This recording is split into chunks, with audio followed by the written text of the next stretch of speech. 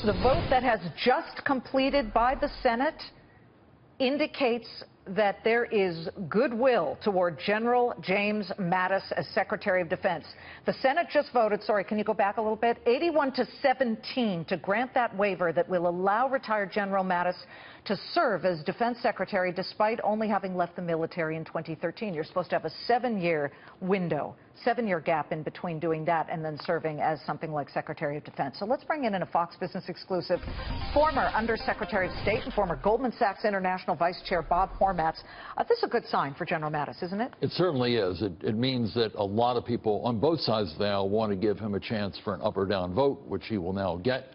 And I think that's a good thing. He's a very able guy. He's a tough guy. He's a 21st century version of General Patton. Very tough, very assertive, but he knows his stuff. He was CENTCOM. He knows the Middle East. He knows Europe. He's a strong supporter of NATO.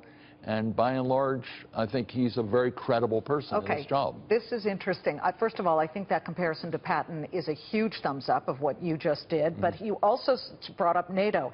He is rejecting some of the very things that Donald Trump was all for during the election campaign.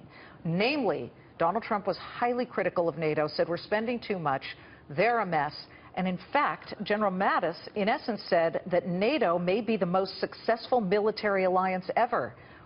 How does this work in Washington? You've got a president-elect who put him up for this, and he's speaking in diametrically opposed conditions. First of all, Mattis is totally correct in that assertion. There's a lot of evidence over decades that NATO is the most successful military alliance ever, and it serves America's national interest in many ways.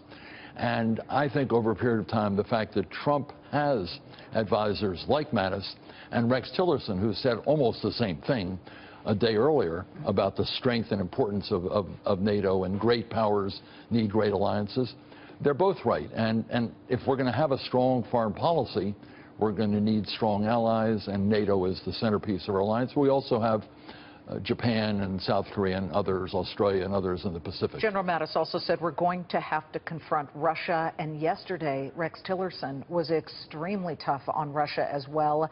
Basically said, yeah, Vladimir Putin absolutely inserted himself in our elections, and we can't let that happen.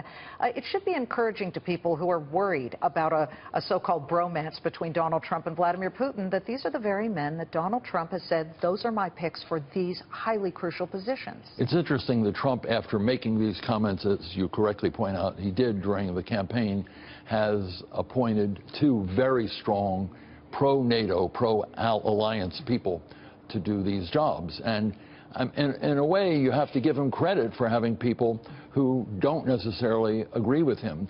And I think they've made the point, Mattis today made the point, that NATO is critically important and that Russia is trying to destroy NATO, which means... Russia's trying to destroy a lot. Russia's trying to destroy a lot. It's trying to weaken our allies internally. So it's trying to weaken cohesion in Europe, trying to weaken relations with the United States. We've got to run, but maybe it's not that Mattis would be butting heads with Rex Tillerson.